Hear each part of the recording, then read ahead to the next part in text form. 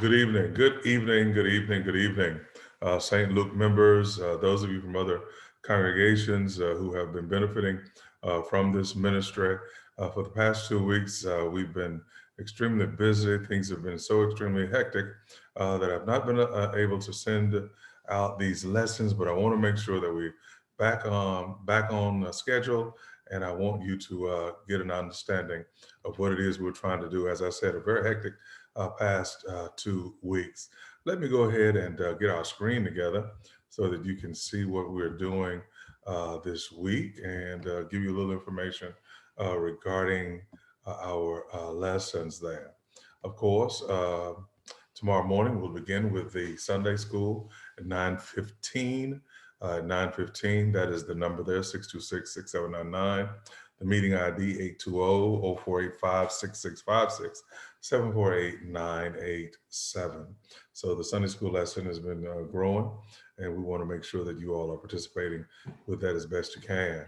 Also, I want to make sure that as we prepare to by the end of the spring, or beginning of the summer, to re-enter the sanctuary for in-person worship, please make sure that you are still continuing to give. I've been receiving some requests for information how to give online and the like. So please continue to mail your offerings to the church at the 2110 NMLK Shreveport, Louisiana address. You may send it to our recording steward. You may use Givelify, or you may stop by the church in order to leave your offerings as well on Sunday mornings. And I will speak more about that as well. A Zoom meeting for St. Luke members. That's going to be Sunday, March the 7th, which will be tomorrow night at 6 p.m., March the 7th, tentatively 6 p.m. We may do it earlier, but I will announce it during the morning worship. I need you to call in at 312-626-6799, and the Zoom ID for this one is 235-695-8272.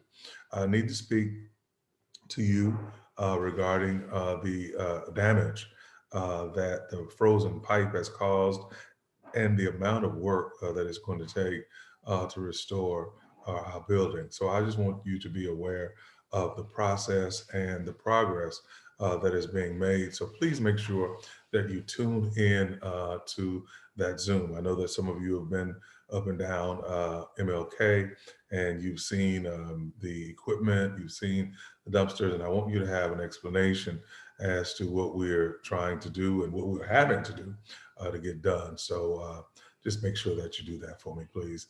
And that's tonight at 6 p.m. I'm sorry, March the 7th, which is Sunday night at 6 p.m.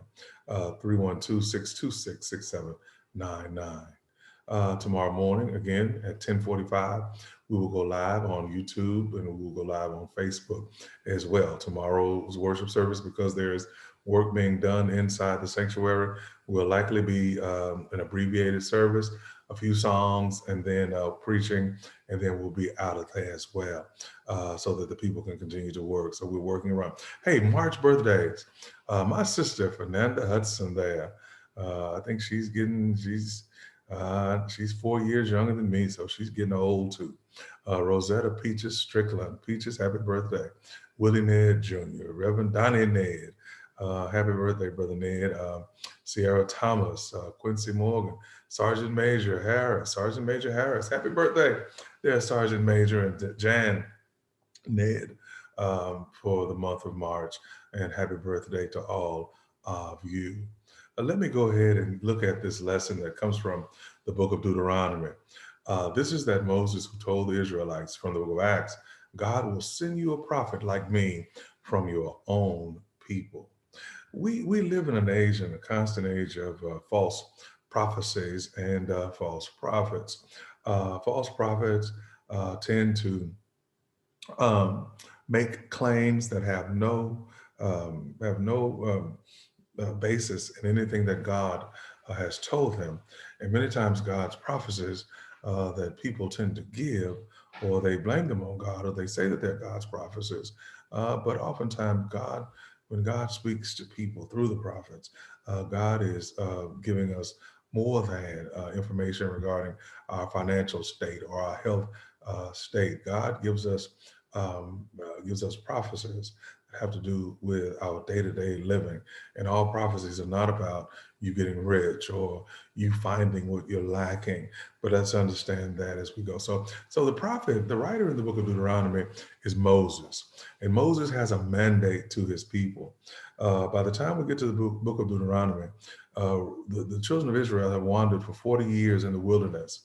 And so a new generation is ready to enter the promised land, and Moses gathers them and delivers one final message for them. He recounts Israel's rebellion and God's grace up to that point, and he calls them to a covenant, a promise faithfulness.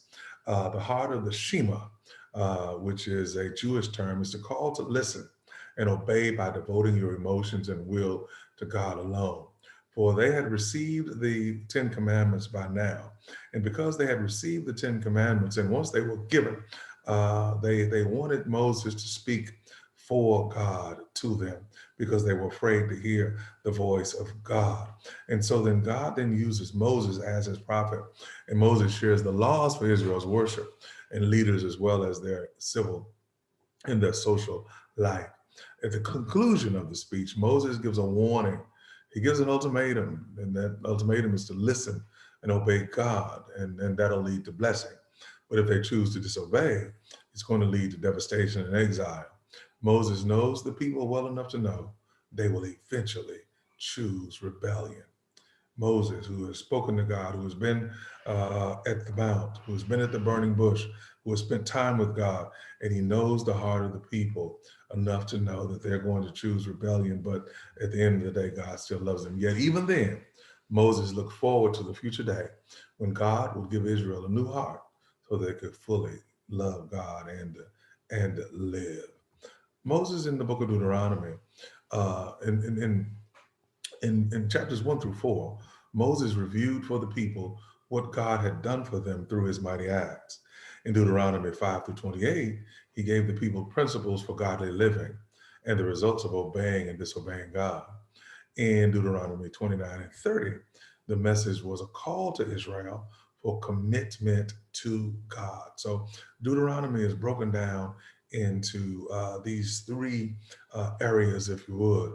Um, Reminding them what God has done for them, giving them principles, and then also a call for their commitment to God as well. So let's look at the text in Deuteronomy 18, verse 15 and 22. For the Lord your God will raise up for you a prophet like me from among you, from your fellow Israelites, and you must then listen to him. For this is what you asked of the Lord your God at Horeb on the day of the assembly, when you said, let us not hear the voice of the Lord our God, nor see his great fire anymore, or we will die. At Mount Horeb or at Mount Sinai, where God is giving the Ten Commandments, they say, Moses, we'd rather hear this from you, because we know that while you have been up convening with God and conversing with God, we've been down here partying, and we've been down here making golden idols, the golden calf, and we've been down here relishing and having just a sinfully good time, and so we know that God is angry at us. The Lord said to me, what they say is correct.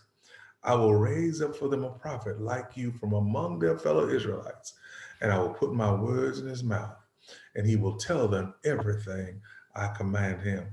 I myself will call to account anyone who does not listen to my words, that the prophet speaks in my name. I'll raise up prophets. In this case, he's talking about Jesus as the ultimate fulfillment of the prophet. And he's going to come from among you, and I'll put my words in his mouth, and he will become the word. He will tell them everything I commanded. I myself will call into account those who do not listen to my words. The day that you hear my voice, the scripture says, harden not your heart. Yes. And the prophet who speaks then in my name. But listen to this. The false prophet, he warns. But a prophet who presumes to speak in my name, anything I have not commanded, or a prophet who speaks in the name of other gods is to be put to death. That's why I'm very, very careful about people and their making of prophecies when these prophecies themselves are not rooted. They're not grounded in the Word of God. They're prophecies for profit. They are prophecies for profit, as opposed for the upbuilding of God's kingdom. The New Testament, the Old Testament speaks of prophecy being to upbuild and to encourage and to educate and to build up what is God's kingdom. You may say to yourselves, verse 21, how can we know when a message has not been spoken by the Lord? Listen to this.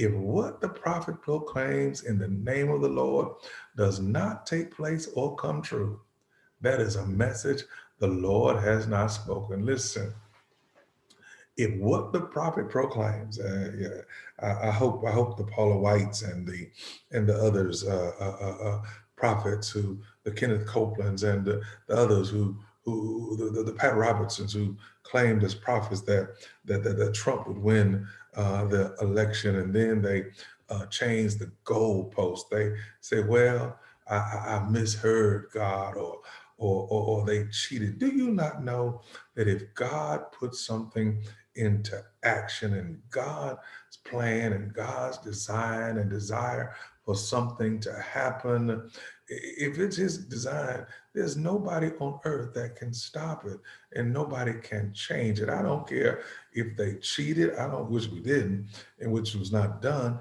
You still can't cheat to defeat God. I like that right there. And so then, that is a message that the Lord has not spoken. Try prophecy by what it does, what it accomplishes. The prophet has spoken presumptuously, so do not be ashamed if the prophet speaks and it does not come to fruition, because that's not on you. That's on the so-called prophet himself. Oh my God, I like that. And then let's look at Exodus 20. When the people saw the thunder and lightning, this is where God is giving the Ten Commandments. When the people saw the thunder and lightning and heard the trumpet and saw the mountain in flames and in smoke, that they trembled with fear. They stayed at a distance and said to Moses, you need to talk to God and we'll listen. But please don't have God speak to us or we will die. People need a word, and they want that word to come through the man or the woman of God. Moses said to the people, don't be afraid. God has come to test you so that the fear of God will be with you to keep you from sinning. You do know we do need that. The people remained at a distance while Moses approached the thick darkness where God was. He said to them, Luke 24:44, this is what I told you while I was still with you. Jesus saying this, everything must be fulfilled that is written about me in the law of Moses, the prophets, and the Psalms. Jesus says he is the fulfillment of all of the prophecies and all of the prophets. Tomorrow morning, I'm going to preach from the book of Second Kings. Elisha is the prophet. The young man goes down early in the morning at Dothan, and he looks up and he sees the army. The Syrian army has them surrounded. But then the prophet comes back, doesn't even look at them. He just simply says, just keep in mind, there are more that are for us than there are that are with them. I'm going to take a few minutes, about 18 minutes tomorrow, if God says the same, and talk about God is up to something. That even when we are outnumbered, outmaneuvered, and outmanned, just keep in mind that God is yet up to something. God bless you. And I'm glad to be back, giving you all and sending you these lessons. And I pray that everything works out well for you. St. Luke members, make sure that you're on tomorrow evening at 6 o'clock for our regular Zoom meeting so that I can discuss with you the extent of some of the damage that we need to speak about as well. God bless you, and God certainly keep you is my prayer. Thank you all so very, very kindly.